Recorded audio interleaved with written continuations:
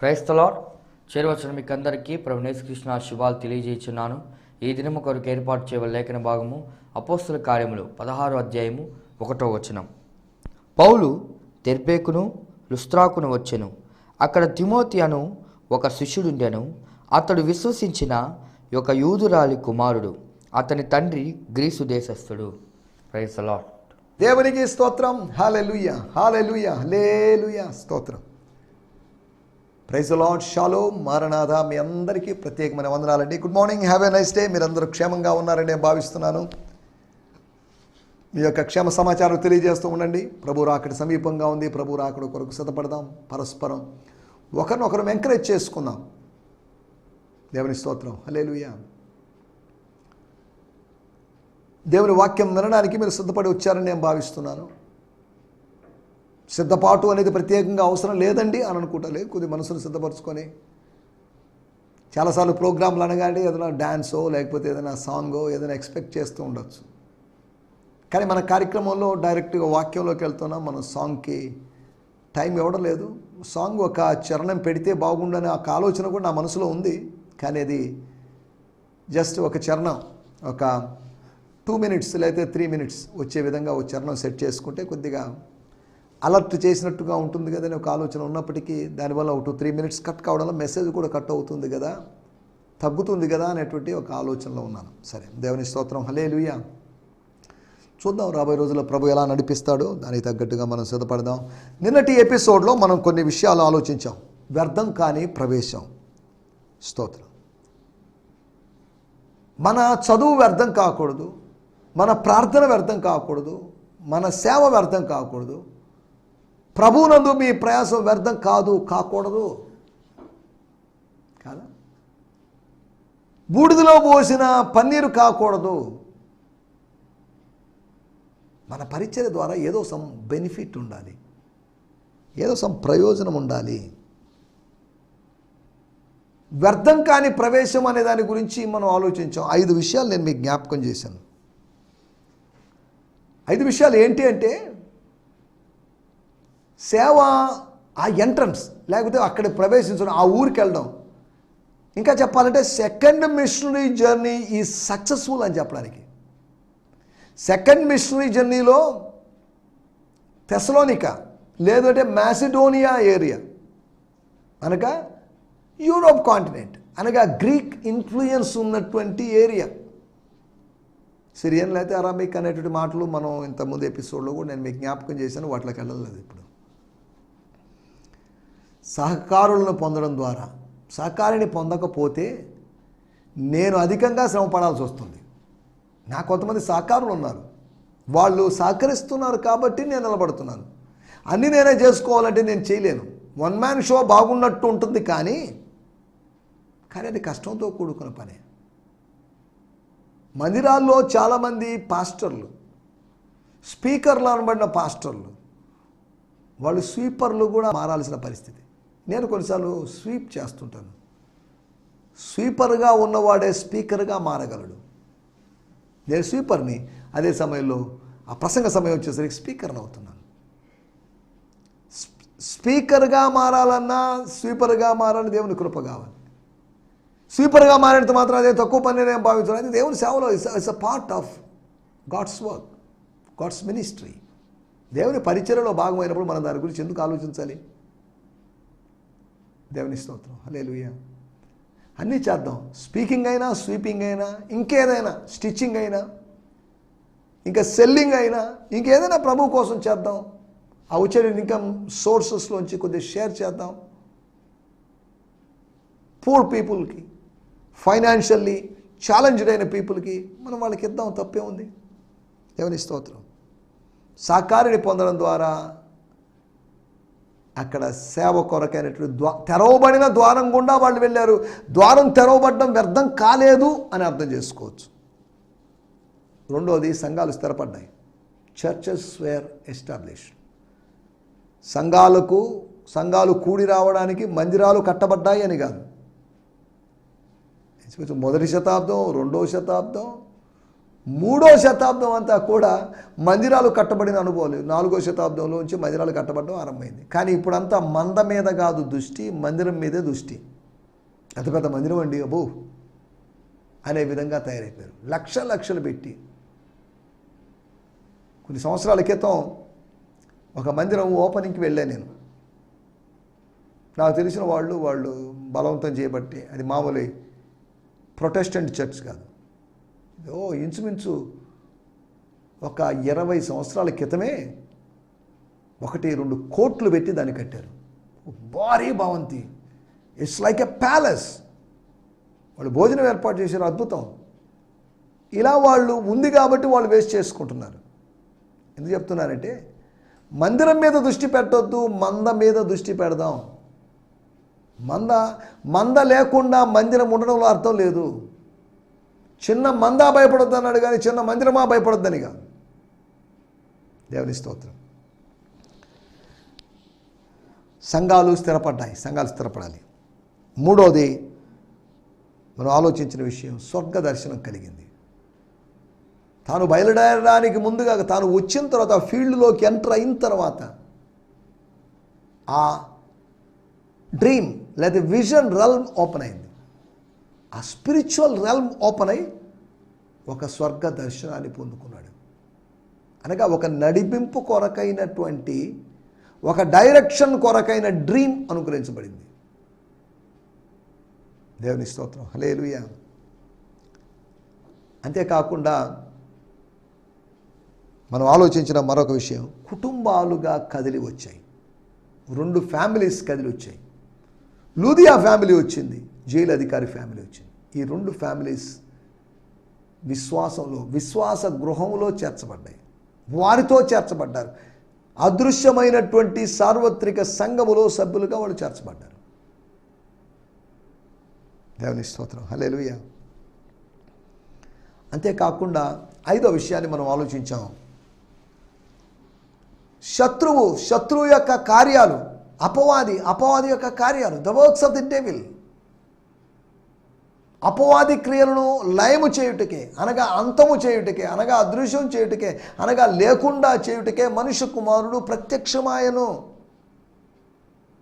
ఒకవైపు అపవాది క్రియలు జరుగుతున్నా ఆయన పట్టించుకోనట్టుగా, అలక్ష్యం చేసినట్టుగా ఉండడం కోసం కాదు, చూసి చూడనట్టు ఊరుకోవడం కాదు, దాన్ని అంతం చేయాలి. That Kingdom should be destroyed.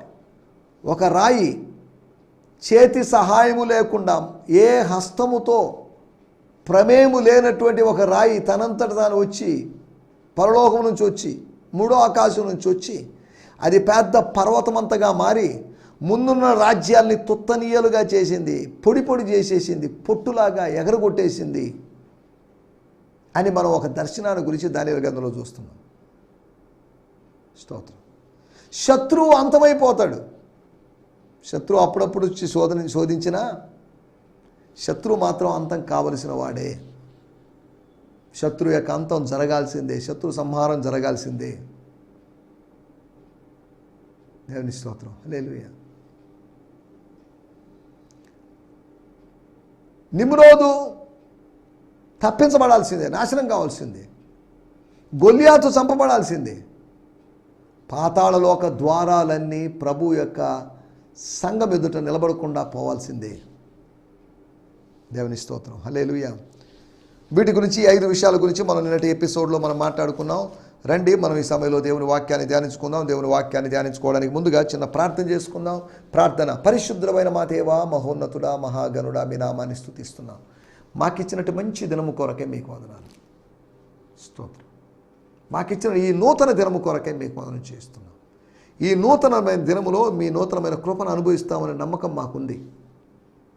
నిన్న మేము అనుభవించాం కృప, మొన్న అనుభవించాం కనుక ఈరోజు అనుభవిస్తాం. ఈరోజు అనుభవిస్తే రేపు కూడా మేము అనుభవిస్తాం. మా బ్రతుకు దినములన్నీ, ఈ భూమి మీద బతికే ఎన్ని దినాలైనా సరే, ఎన్ని వారాలైనా, ఎన్ని నెలలైనా, ఎన్ని సంవత్సరాలైనా మీ కృపను అనుభవిస్తాం మేము. తండ్రి, మీకు వందనాలు చెల్లిస్తున్నాం. మీ వాక్యము వెల్లడి అవుటతోడనే వెలుగు కలుగుతుంది కనుక అట్టి ఆత్మీయ వెలుగును అనేక మంది జీవితాల్లో మీరు కలిగించబోతున్నందుకు మీకు వందనం చేస్తున్నాం. మీరు మాతో మాట్లాడబోతున్నందుకు మీకు వందనం చేయిస్తున్నాం. ఇప్పటివరకు మాట్లాడారు, ఇక ముందు కూడా మాట్లాడబోతున్నందుకు మీకు వందనం చేయిస్తాం.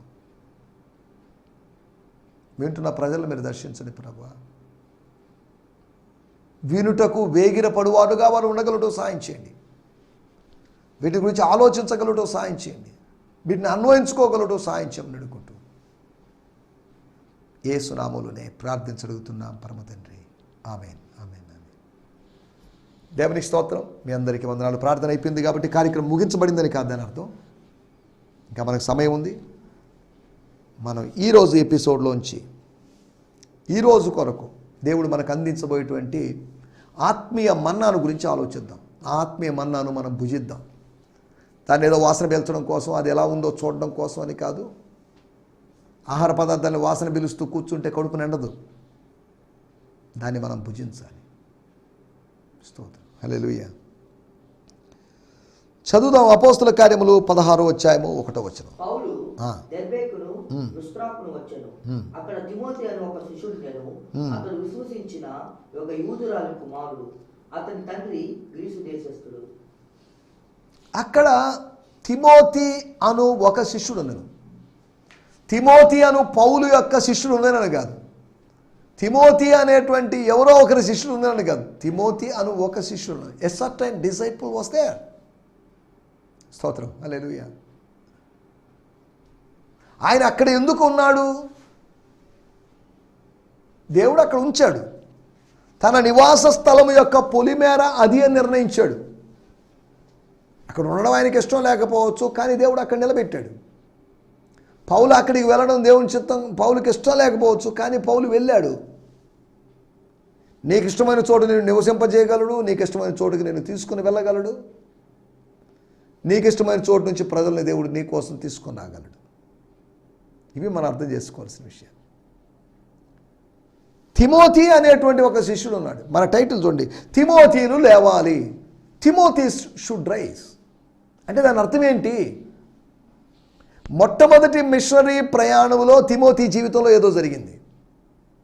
రెండో మిషనరీ జర్నీలో తాను ఊహించని విధంగా ఆ ప్రయాణంలో వాళ్ళు ఊర్లన్నీ తిరుగుతూ ఫస్ట్ మిషనరీ జర్నీ గురించి ఆ టైంలోనే వాళ్ళ ప్రాంతానికి వెళ్ళినప్పుడు విన్న వార్తలన్నీ, అరే ఈ టీములో నేను తిరిగితే బాగుండు, అయినా నా బాధ్యతలు, నా పనులు, నా కుటుంబం యొక్క సంగతింతా నేను వదిలిపెట్టేసి నేను ఎలా వెళ్ళగలను?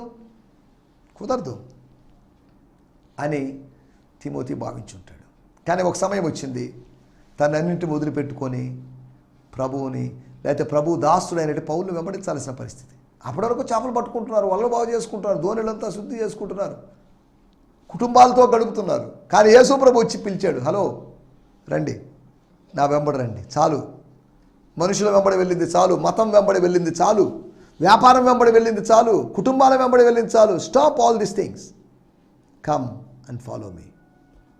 నన్ను మాత్రమే ఫాలో కండి అని ప్రభు ఇచ్చిన పిలుపుకి ప్రశ్నలు అడగకుండా, పిచ్చి ప్రశ్నలు అడగకుండా, అదేంటి ఇదేంటి, ఎంత ఇస్తావు, ఎప్పుడు ఇస్తావు, ఎలా ఇస్తావు, శాలరీ పెంచుతుంటావా సంవత్సరానికి ఒకసారి,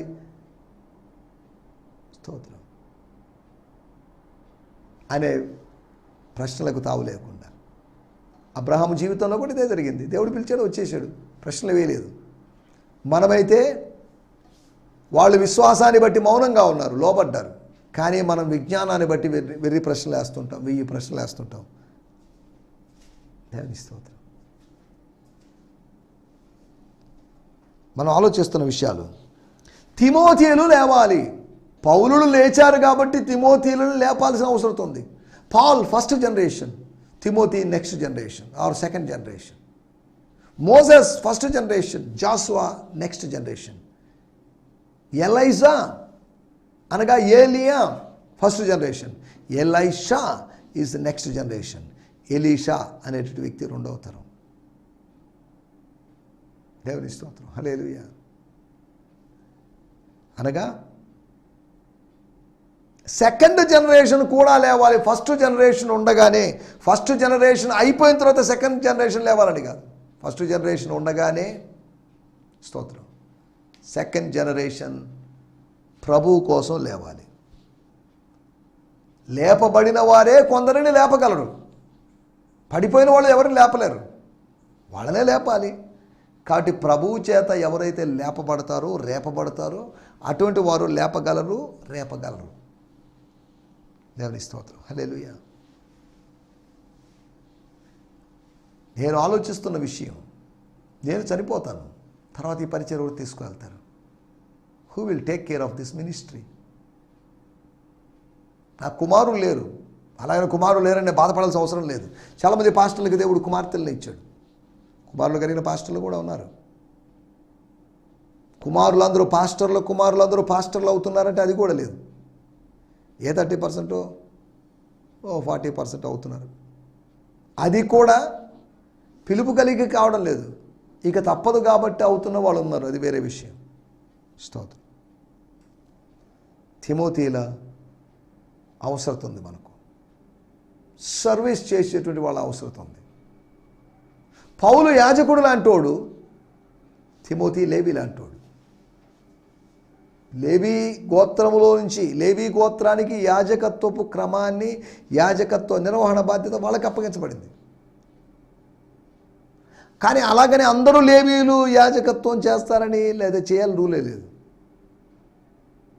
కొంతమంది ఉంటారు. దేవునికి స్తోత్రం. హల్లెలూయా.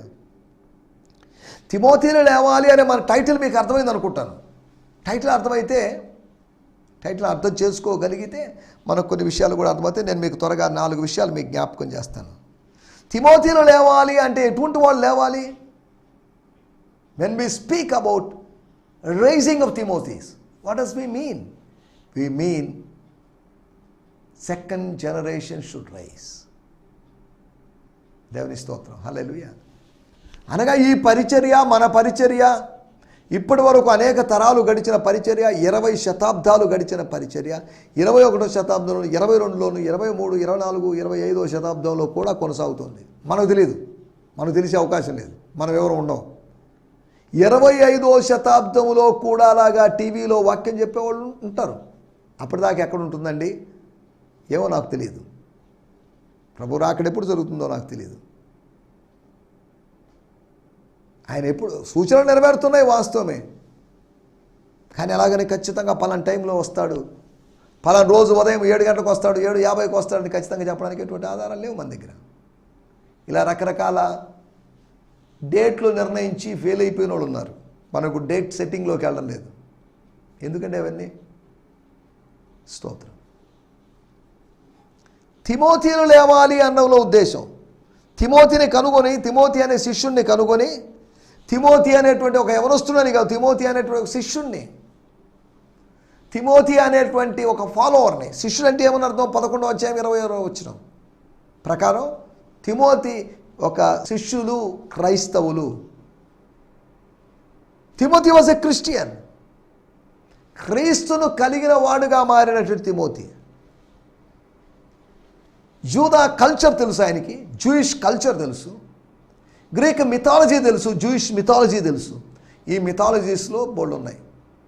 రిలీజియన్కి మిథాలజీ ఉంటుంది, రిలీజియన్కి ఒక హోలీ బుక్ ఒకటి ఉంటుంది. స్తోత్రం. హల్లెలూయా. మనం ఆలోచిస్తున్న విషయాలు, స్తోత్రం. 4 విషయాలు మీకు త్వరగా జ్ఞాపకం చేస్తాను. 1 తిమోతి పత్రిక 1వ అధ్యాయము 2వ వచనం.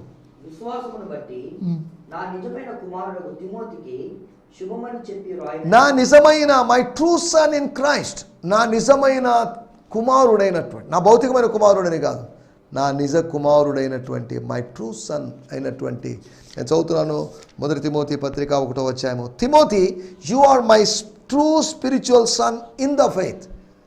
విశ్వాసంలో నువ్వు నా నిజమైనటువంటి కుమారుడు అనే విషయాలు కాదు, విశ్వాసం, ఇన్ ఫెయిత్. ఒకటి అనగా దీని అర్థం ఏంటి అంటే, పౌలు సువార్త ప్రకటించడం వల్ల, ఎప్పుడు అప్పటికప్పుడు సువార్త ప్రకటించాడని కాదు, ఆయన మరలా దెర్బేకు వచ్చాడు అన్నట్టుగా కూడా తర్జుమా చేయొచ్చు అన్నట్టుగా నేను ఇందాక చదివాను. గత ఎపిసోడ్లో ఎక్కడ చదివాను. కనుగొనబడినటువంటి శిష్యుడు గనుక వాడు క్రీస్తు పరిచర్య చేయాలి. మొట్టమొదటి విషయాన్ని నేను మీకు జ్ఞాపకం చేస్తాను. పౌలు సువార్త చెప్పడం వల్ల, పౌలు ఆత్మీయ తండ్రిగా మారడం వల్ల, ఇతను ఆత్మీయ కుమారుడిగా మారడం వల్ల జరిగిన విషయం రక్షింపబడిన అనుభవం, రక్షణ నిశ్చయిత కలిగినటువంటి తిమోతీలు లేవాలి. తిమోతీస్ who have salvation experience should rise in our churches. మన సంఘాలలో రక్షణానుభవం కలిగిన తిమోతీలు లేవాలి. స్తోత్రం. రెండో విషయాన్ని నేను మీకు జ్ఞాపకం చేస్తాను. 16వ అధ్యాయం, అపోస్తల కార్యములు 16వ అధ్యాయము 3వ వచనం. స్తోత్రం. అతడు తనతో కూడా బయలుదేరి రావాలని పౌలు కోరి అతని తండ్రి గ్రీసు దేశస్థుడని ఆ ప్రదేశంలోని యూదులకందరికీ తెలియను కనుక వారిని బట్టి అతన్ని తీసుకొని సున్నతి చేయించెను. సున్నతి చేయించేది సాధారణంగా 8వ రోజు సున్నతి, కానీ యవనస్తులైన తిమోతికి సున్నతి చేశారు. యెహోషువ గ్రంథము 5వ అధ్యాయంలో సున్నతి చేసిన న్యూ జనరేషన్కి సున్నతి చేయడం వలన ప్రయాణము మరికొన్ని రోజులు ఆగిపోయి స్వాస్థ్యానికి ఆలస్యంగా చేరుకున్న సందర్భాన్ని మనం అక్కడ చూడగలం. స్తోత్రం. అతడు తనతో కూడా బయలుదేరి రావాలని పౌలు కోరి అతని తండ్రి గ్రీసు చేస్తున్న ప్రదేశంలో యూదులందరికీ తెలియదు గనుక వారిని బట్టి అతన్ని తీసుకొని సున్నతి చేయించెను. తనకిష్టం లేకపోవచ్చు, కానీ పౌలు గారు చెప్పేసరికి, లాజికల్ రీజన్స్ చెప్పేసరికి, సూటబుల్ రీజన్స్, ఫిట్ అయ్యే రీజన్స్ చెప్పాడు కాబట్టి ఓకే. తాను సిద్ధపడ్డాడు, సున్నతికి సిద్ధపడ్డాడు. సున్నతి ఏమి లేదన్నాడు 15వ అధ్యాయంలో. మనం ఆ డిస్కషన్ కూడా మనం చూసుకున్నాం. కానీ ఇప్పుడు సున్నతి ఆయన చేయించిన సందర్భం చూడండి.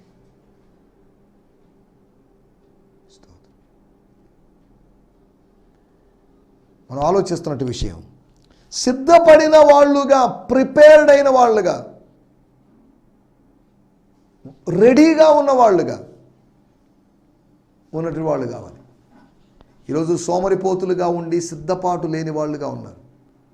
బాప్తిస్మిచ్చి యోహాను పరిచర్య ప్రభువు కొరకు ఆయత్తపడిన వారిని సిద్ధము చేయడానికి, సిద్ధపరచడానికి. Those who are prepared, those who are prepared, సిద్ధపడిన వారిని ఆయత్తపరచాలి.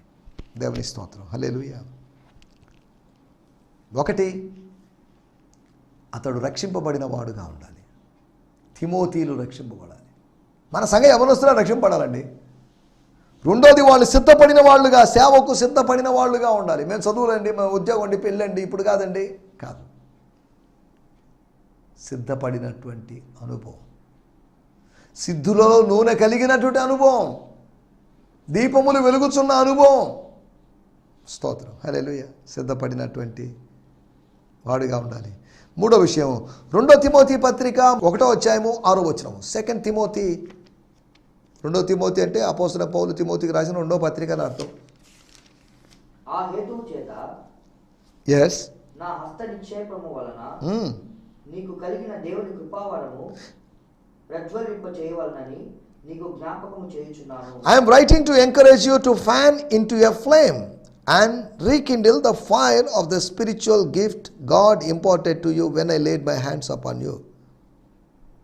తిమోతి, నేను నీ మీద చేతులు ఉంచాను, గుర్తుందా? అవునండి, నాకెందుకు గుర్తులేదు పాస్టర్ గారు, ఆత్మీయ తండ్రి గారు. స్తోత్రం. అప్పుడేగా నాకు వరం వచ్చింది, అప్పుడేగా ప్రవచన వరం వచ్చింది, అప్పుడేగా పరిశుద్ధాత్మ వరం వచ్చింది అన్నట్టుగా. అక్కడ రాయబడిన మాట 6వ వచనంలో, రీకిండిల్ అనగా మరలా వెలిగించుకోవడం, మరలా మండించుకోవడం, రగిలించుకోవడం. Excite the gift or awake the gift అనగా ఆ వరాన్ని మేల్కొల్పుకోవడం. అంటే వరాన్ని మేల్కొల్పడం ఏంటంటే, నిద్రపోతుందా వరం? నిద్రావస్థలో పని చేయకుండా ఉన్నటువంటి చైతన్యాన్ని కోల్పోయినట్లుగా ఉన్నట్టు ఆ వరాన్ని లేపాలి, వరాన్ని వాడుకోవాలి, వర వినియోగం చేయాలి. అనగా మూడో విషయం, వరములు కలిగిన తిమోతీలు లేవాలి. స్తోత్రం. ఒకటి, రక్షణ పొందినటువంటి తిమోతీలు. తిమోతి అని కాదు, తిమోతీలు అంటున్నాం. తిమోతీలు లాంటి వాళ్ళు, more Timothys, more believers, more disciples. మూడోది, సిద్ధపడిన వాడుగా ఉన్నటువంటి తిమోతి. మూడోది వరములు కలిగినటువంటి వాడైనటువంటి తిమోతి. స్తోత్రం, హల్లెలూయా. నాలుగో విషయం నేను చెప్పి ముగించేస్తాను. స్తోత్రం, హల్లెలూయా. ఎటువంటి వ్యక్తి కావాలి అంటే 2 తిమోతి పత్రిక 4వ అధ్యాయము 5వ వచనం. అక్కడ రాయబడిన మాటలు, so be alert to all these things and overcome every form of evil. Carry in your heart the passion of your calling as church planter. ఒక సంఘ స్థాపకుడిగా నీకున్నటువంటి స్తోత్రం ఆ పిలుపును మర్చిపోవద్దు. And evangelist and fulfil your ministry calling. అంటే being confident in your ministry. నీ పరిచరణ గురించి ఒక నిశ్చయత కలిగి ఉండు, స్థిరత్వం కలిగి ఉండు. తెలుగులో చదువుకుందాం. అయితే నీవు అన్ని విషయములలో మితముగా ఉండుము. ఎస్, అన్ని విషయాల్లో మితాను కూడా శ్రమపడు. సువార్తకుని పరిచయం శ్రమలో మితంగా ఉండమని శ్రమపడు. సువార్తికులు పంచి సువార్త ప్రకటించు. సంపూర్ణముగా జరిగించుము. నువ్వేదో మాసిదోనియాలో నేను వెళ్తున్నప్పుడు ఎపిఎస్సి సంఘంలో నిన్ను పెట్టాను కదా, అక్కడ ఉన్నదాని గురించి మాత్రమే కాకుండా, శిష్యత్వం మాత్రమే కాకుండా సువార్తీకరణ చెయ్యి. Do evangelism. శిష్యత్వం చేస్తున్నప్పుడు డిజైపుల్షిప్ సంఘంలో 4 గోడల మధ్యలో జరుగుతున్నప్పుడు పెద్దగా ఏమి ఇబ్బంది ఏమి రాదు. ఎవరు తన్నేవాళ్ళు, కొట్టేవాళ్ళు, తిట్టేవాళ్ళు, కామెంట్ చేసేవాళ్ళు ఎవరు. కానీ 4 దిక్కుల మధ్యలో పరిచర్య జరుగుతున్నప్పుడు, సువార్తీకరణ జరుగుతున్నప్పుడు దానికి అపోజిషన్ ఎక్కువ ఉంటుంది. వీధిలో సువార్త ప్రకటిస్తున్నప్పుడు, కరపత్రాలు పంచుతున్నప్పుడు మమ్మల్ని కొట్టారు తిట్టారనే కంప్లైంట్ వస్తుంది. కానీ చర్చిలో ప్రార్థన చేసుకుంటూ కొట్టారు తిట్టారనేది ఎప్పుడు వచ్చే అవకాశం లేదు. కాకపోతే కొన్ని చోట్ల జరిగాయి కూడా, అది వేరే విషయం. వాళ్ళని కొట్టింది తిట్టింది అన్యజనులైన వారు అనే సంగతి మనకు తెలుసు. దేవుని స్తోత్రం, హల్లెలూయా. మనం ఆలోచిస్తున్నట్టు విషయం. స్తోత్రం. సంపూర్ణంగా అక్కడ రాయబడిన మాట ఏంటంటే, స్వార్థికుని పని చేసి ఆ తర్వాత చెప్పబడిన మాట ఏంటంటే, స్తోత్రం. నేను చదువుతున్నాను ఆ మాట. ఓ తిమోతి, నీవు అన్ని విషయాలు మితంగా ఉండము, శ్రమపడము, స్వార్థికుని పని చేయవు, నీ పరిచర్యను సంపూర్ణంగా జరిగించు. Fulfil your ministry. నీ పరిచర్య చెయ్యి, చక్కగా చెయ్యి, బలంగా చెయ్యి, ఆత్మీయంగా చెయ్యి. సంపూర్ణంగా చేసేటువంటి వాళ్ళు కావాలి. ఫుల్గా చేసేవాళ్ళు, ఫుల్ గాస్పల్ ప్రీచ్ చేసేవాళ్ళు కావాలి మనకు. హాఫ్ గాస్పల్ ప్రకటించేవాళ్ళు కాదు. క్రిస్మస్ సువార్త చెప్పేవాళ్ళు కాదు, క్రీస్తు సువార్త చెప్పేవాళ్ళు మనకు కావాలి. కాబట్టి రక్షింపబడినటువంటి తిమోతి రక్షింపబడ్డాడు, తిమోతి సిద్ధపడ్డాడు, తిమోతి స్వర్గీయ వరాల్ని కలిగి ఉన్నాడు, తిమోతి సంపూర్ణంగా చేశాడు. మనం కూడా రక్షింపబడి సిద్ధపాటు కలిగి వరములు కలిగి సంపూర్ణంగా సేవ చేసేవాళ్ళుగా ఉండడానికి ప్రభు మనందరికీ సహాయం చేయనుగాక. ఆమేన్, హల్లెలూయా, హల్లెలూయా. ఈ సందేశము మీకు ఆశీర్వాదకరంగా ఉందని నమ్ముచున్నాము. ప్రార్థన అవసరతల కొరకు మమ్మల్ని సంప్రదించవలసిన మా చిరునామా గిద్యోన్ మిషన్ చర్చ్, 6వ వీధి, శాంతినగర్, నెల్లూరు 4, ఆంధ్రప్రదేశ్. పిన్ 524004. మా ఫోన్ నంబర్లు 7036443613 మరి ఒక నంబర్ 9392293010. మా ఈమెయిల్ ఐడి gfihmi2015@gmail.com. దేవుడు మిమ్మును ఆశీర్వదించునుగాక. ఆమేన్.